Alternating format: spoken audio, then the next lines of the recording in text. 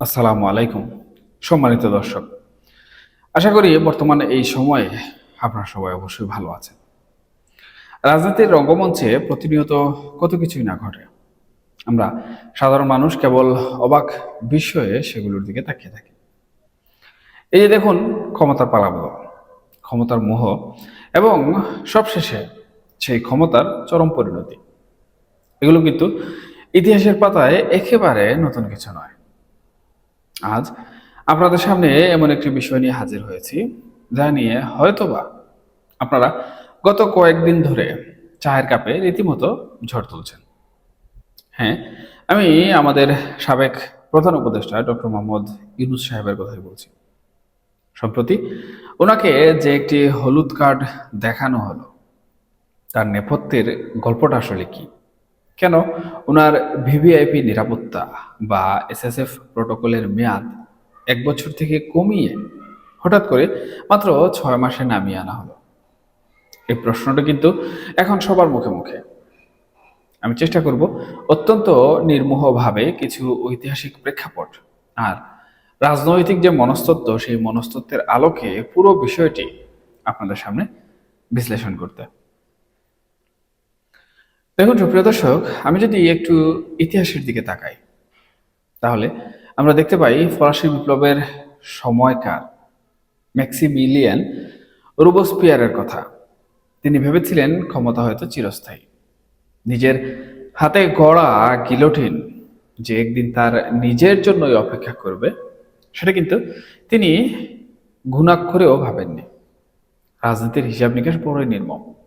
Doctor Yunus সাহেব যখন ক্ষমতার মসনদে বসেছিলেন, তখন হয়তো তিনি ভেবেছিলেন তার এই প্রভাব, এই দেশি বিদেশি প্রতিপত্তি বুঝি অনন্তকাল ধরে চলবে। কিন্তু বাস্তবতার রুক্ষ জমিন বড়ই কঠিন। তিনি ক্ষমতা ছাড়ার ঠিক আগ মুহূর্তে নিজের জন্য 1 বছরের যে নজিরবিহীন এসএসএফ প্রটোকল বা ভিভিআইপি সুবিধা বরাদ্দ করে নিলেন, তা কিন্তু পৃথিবীর গণতান্ত্রিক বা অগণতান্ত্রিক কোনো ইতিহাসেই খুব একটা দেখা যায় না। একজন ব্যক্তি কতটা আত্মকেন্দ্রিক বা ভীত হলে এমন একটি সিদ্ধান্ত নিতে পারেন, তা নিয়ে কিন্তু সমাজবিজ্ঞানীরা হয়তো ভবিষ্যতে অনেক বড় মাপের গবেষণা করবেন বলে আমার ক্ষুদ্র জ্ঞান ধারণা করছে। এখন প্রশ্ন হলো, বর্তমান সরকার অর্থাৎ তারেক রহমান সাহেবের নেতৃত্বাধীন বিএনপি সরকার কেন হঠাৎ করে এই সুবিধাটি কেটে দিল? রাজনীতিতে কিন্তু কোনো কিছুই বিনা কারণে ঘটে না। আপনারা যারা রাজনীতির ভেতরের খবর রাখেন, তারা হয়তো খুব ভালো করেই জানেন যে রাজনীতির দাবার চালে ডিপ স্টেট বা অদৃশ্য শক্তির একটা বড় ভূমিকা থাকে। বাতাসে কান পাতলেই কিন্তু শোনা যায় 2025 সালের মাঝামাঝি সময়ে লন্ডনে কোনো একটি গুরুত্বপূর্ণ বৈঠক হয়েছিল। সেখানে হয়তো এমন কিছু প্রতিশ্রুতি দেওয়া হয়েছিল, এমন কিছু চুক্তির রূপরেখা তৈরি হয়েছিল, যা পরবর্তী সময়ে আর আলোর মুখ দেখেনি। রাজনীতিতে কথা দিয়ে কথা না রাখার যে সংস্কৃতি, তার পরিণতি কিন্তু আমরা সবসময় দেখেছি ভয়াবহ হতে। দেখুন, ডক্টর ইউনূস সাহেব হয়তো ভেবেছিলেন তার আন্তর্জাতিক ভাবমূর্তির কারণে কেউ তাকে স্পর্শ করতে পারবে না। কিন্তু তিনি আসলে ভুলে গিয়েছিলেন বাংলাদেশের রাজনীতির মাটি বড্ড পিচ্ছিল। এখানে প্রতিশ্রুতি ভঙ্গের মাসুল কড়ায় গন্ডায় চুকিয়ে দিতে হয়।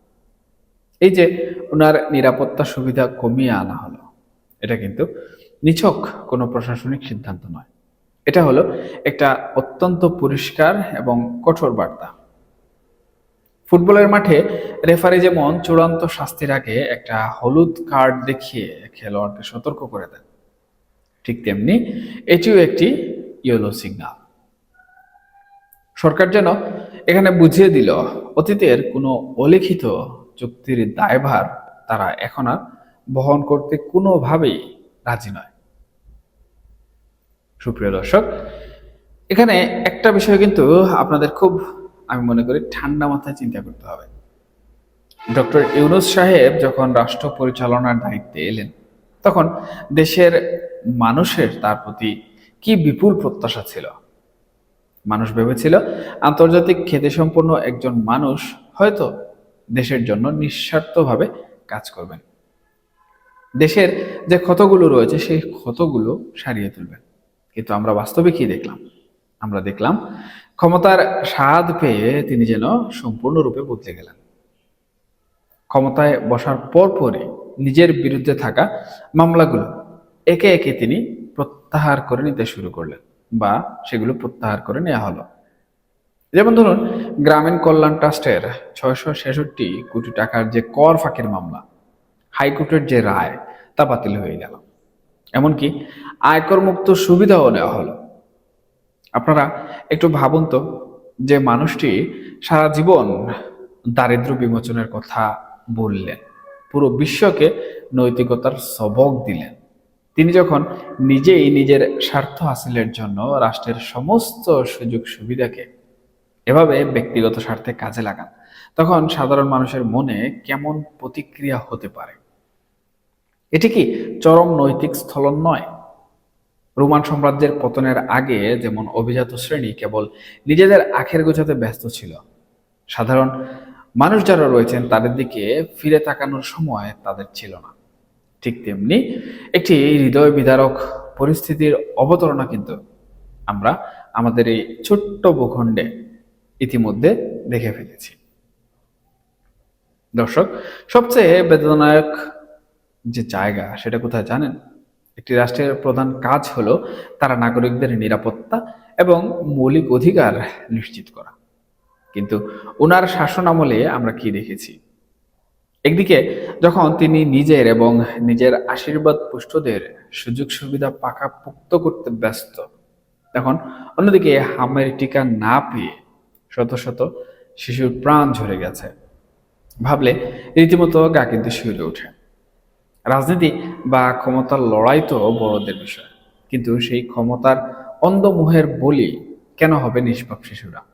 এই দায়ভার কি ডক্টর ইউনূস সাহেব কোনোদিন এড়াতে পারবেন? কখনোই না।